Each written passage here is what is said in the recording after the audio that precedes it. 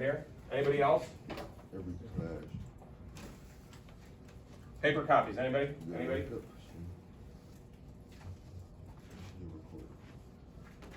Now, I mentioned we're going to have to understand the effects on 3 countries as a result of the Spanish-American War. What countries do we need to understand the effects of on the Spanish-American War? Let me tell me. Yeah, Cuba, that's one. What else? Puerto Rico and the Philippines, okay? Cuba, Puerto Rico, and the Philippines, okay? Cuba, which we just kind of take over. Spain's out, we kind of slide in. All right, Cuba, we're here, okay? Puerto Rico, we just kind of say, you're not organized enough, okay? So don't try to necessarily be your own country. We'll watch you, we'll get to you. The Philippines, we send troops, we send people over because the Filipino people are not interested in one of these world superpowers coming in again and trying to take over or help them, okay? So once again, people, we want to understand the effects of the Treaty of Paris, which did what? What did the Treaty of Paris do again? Anybody remember? It was in the yeah, here. That kind of broke up the Spanish Empire and then gave the U.S. Puerto Rico and not the Philippines. Yes, Philippines. Philippines. Yep. Cuba, right? Yep. Yep. What did it do, like on a larger sense? It did what? It stopped something. It like stopped the war. Stop the war. Yeah. Okay. This is all post-Treaty of Paris, okay? And the effects it has on these 3 countries, okay? I want you to consider, and we'll pause after every country and try to identify 2 effects, okay? At the end, you will need some close reading questions. What is the impact of the Spanish-American War in total on each of these countries, okay? So think about on a big level, like what happened? 2, see if you can notice how the people are affected. We usually want to consider people like us, right? Nice, normal, everyday folks, right? 3, how do you think it feels then to have someone from the outside come in and try to control your home? And then number 4, as a result of this, okay, and again, we're evaluating, is this a good or a bad thing in your opinion, what we're trying to do? Is imperialism good or bad as you view this through the lens of the outcomes of the Treaty of Paris? Okay, so we're focusing now on something specific, okay? I'm gonna start reading, okay? I'll ask for volunteers. If you're somebody who feels comfortable reading, I would love it if you'd shoot your hand up and read a paragraph. Read as much as you feel like. If you don't feel like reading, I'm not calling on anybody, okay? All I ask is that you follow along, and as we discuss after each part, talk about the effects, okay? We good? Everybody ready to go? You need paper?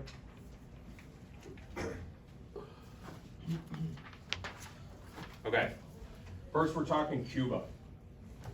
Treaty of Paris on Cuba says this: Spain relinquishes all claim of sovereignty over and title to Cuba, and as the island is, upon its evacuation by Spain to be occupied by the United States will, so long as such occupation shall last, assume and discharge the obligations that may, under international law, result from the fact its occupation for the protection of life and property.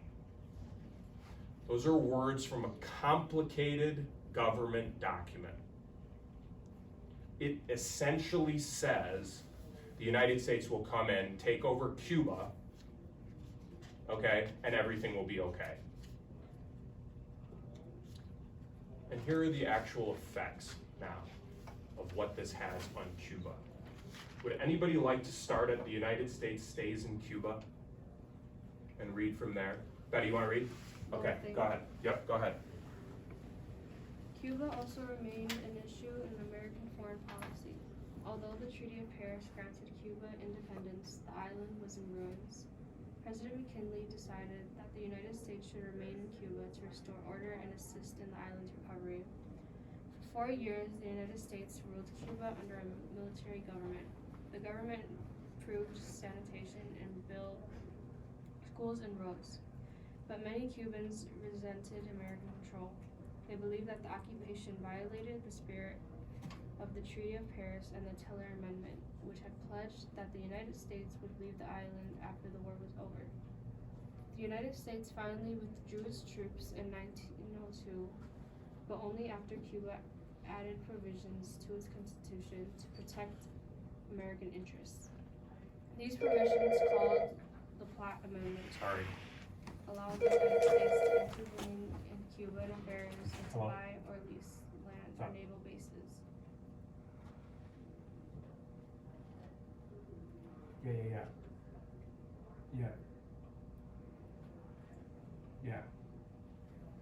Yeah, she's helping me out. Can I send her after class?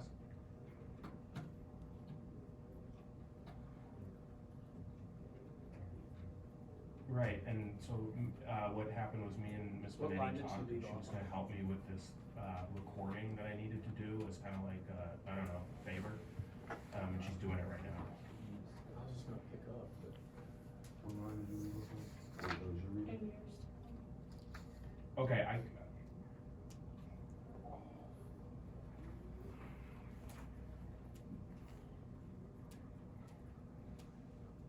Sure. Yeah, absolutely. Okay, thanks. Bye. Sorry about that, Betty. Did you finish, Betty? Yeah. In the years to come, U.S. troops reoccupied Cuba on several occasions. The United States finally agreed in 1934 to repeal the Platt Amendment. However, a U.S. naval base in Guantanamo Bay, on Cuba's southeastern coast, still operates under a permanent lease. American companies also gained significant control over the Cuban economy. By 1913, American investment on the island had quadrupled from pre-war levels from $220 million. U.S. interests owned 60% of Cuba's rural lands and controlled many of the island's industries. Thank you, Betty. So a lot's happened since the Treaty of Paris in Cuba, okay? Can somebody tell me one effect of that treaty, maybe specifically on the Cuban people? What did Betty read? What did it say about the Cuban people and the impact or how it affected the people, maybe like post-war right away? Yeah, Rafa. Well, right, it says the government improved sanitation, Okay. schools and roads. Okay. So it improved education, that sort of stuff. Okay. So is that a positive or negative, we're thinking? Positive, right? Okay, so there's some positive outcomes here. What else? What was another effect? Yeah, Johnny. The Cuban people, they kind of resent the American control because they feel that it violates the Paris Treaty, the Treaty of Paris. Okay, so another effect of the Treaty of Paris is there was this amendment to the treaty that said, like, after the war, the United States will leave. They were aware of this, okay? And so the Cuban people kind of resented the Americans for not fulfilling their obligations, okay? What's one more effect maybe today in terms of the effects of the Spanish-American War, the Treaty of Paris on, yeah, Cuba? Still kind of control Cuba's economy. Okay. Pump it, help it. We still have like monetary and economic interests in Cuba as a result of this war.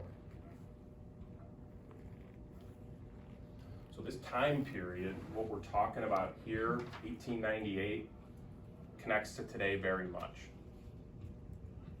Those are three effects of the Spanish-American War on Cuba, some that happened right away, some that exist today. You ready for Puerto Rico? Can I start Puerto Rico? Go, Puerto Rico. The Treaty of Paris on Puerto Rico. Spain succeeds to the United States, the islands of Puerto Rico and other islands now under Spanish sovereignty in the West Indies, and the island of Guam and the Marianas, or the, how do I say that? Ladrones. Ladrones. Yeah. Puerto Rico remains a U.S. possession. The United States also became deeply involved in Puerto Rico. After the Spanish-American War, it instituted a military government that began to develop Puerto Rico's infrastructure. It set up schools and a postal service. It also built roads and improved sanitation. In 1900, the United States established a civilian government led by an American governor. Puerto Ricans formed political parties and organized a legislature, but the island remained in American possession. Over the next 2 decades, Puerto Ricans grew increasingly frustrated with the American rule. They were neither U.S. citizens nor an independent nation. The United States recognized Puerto Rico's strategic value in the Caribbean, however, and wanted to maintain control over the island. Puerto Rico's status evolved. Over time, Puerto Rico became more integrated into the U.S. economy. At first, American investors poured money into the sugar production, which became the island's main economic activity. The sugar industry produced great wealth for a small minority, but left most Puerto Ricans in poverty. In 1930, the average annual income was just $122, 1/5 of the U.S. average. Later on, Americans made larger investments into manufacturing plants. Still, many Puerto Ricans migrated to the United States. Many moved to the East Coast, seeking opportunities in New York and other cities. A series of reforms brought political change. In 1948, Puerto Ricans elected their governor for the first time. I think that. Yeah. In 1952, the island became a U.S. Commonwealth. This status gave Puerto Rico control over its own laws and finances, but left decisions on defense and tariffs in U.S. hands. Although most Puerto Ricans welcomed this change, some wanted more control over their affairs. They argued that the island would be better off as either a U.S. state or an independent nation. In several elections held after 1967, however, voters chose to remain a commonwealth. Puerto Rico remains a commonwealth of the United States to today. It's a U.S. territory, but our Constitution does not apply to it, okay? What was one effect immediately of the Spanish-American War, the Treaty of Paris, on Puerto Rico? Similarly to Cuba, what kind of like happens right away? Yeah, Claire. The United States institutes a military government and sets up like schools and the postal service. The idea of a military government has been consistent now. Why do you think we do that to the first couple countries post Treaty of Paris as we're trying to like organize things? Why would we want like a military style government, do you think? Establish an uprising. Okay. So does it seem like we're there hostilely or with hostility, or does it seem like that would present itself like we're here to help? If you're a person, how would you feel about that? What do you think?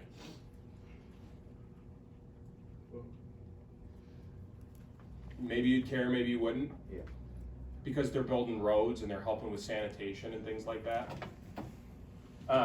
It's interesting to note that that was the approach immediately post-war, okay?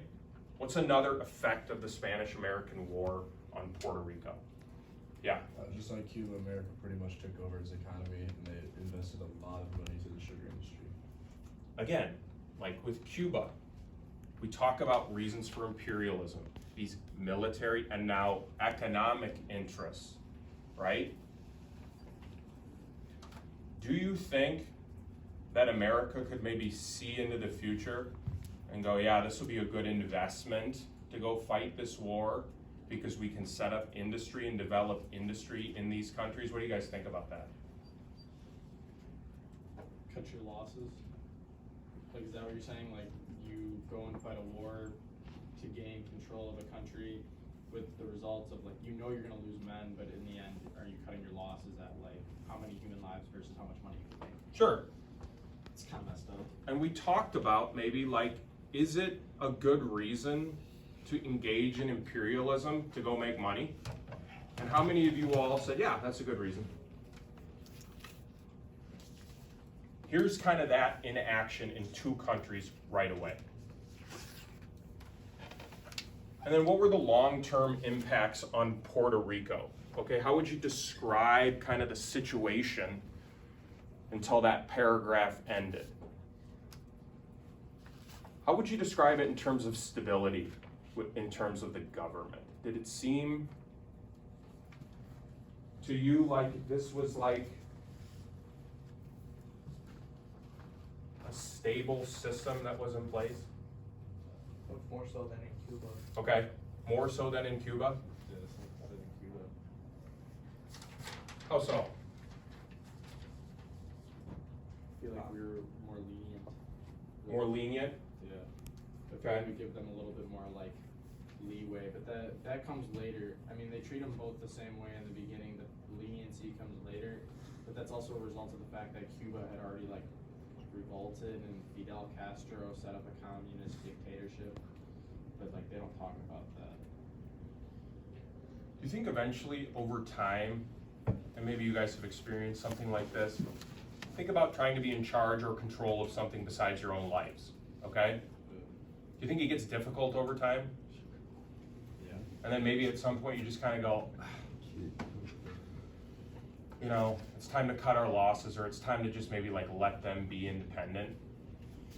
Because if you look at like the timeline of both of this, right around the same era, the United States sort of goes, all right, we're done, okay? Like, we're gonna give you some kind of control, we're still gonna linger around a little bit, but we're gonna let you kind of do your own thing. And with Puerto Rico, it was, you can do your own thing, you can be your own country, but you're still a US territory. But you don't have to follow our Constitution. Judo dance.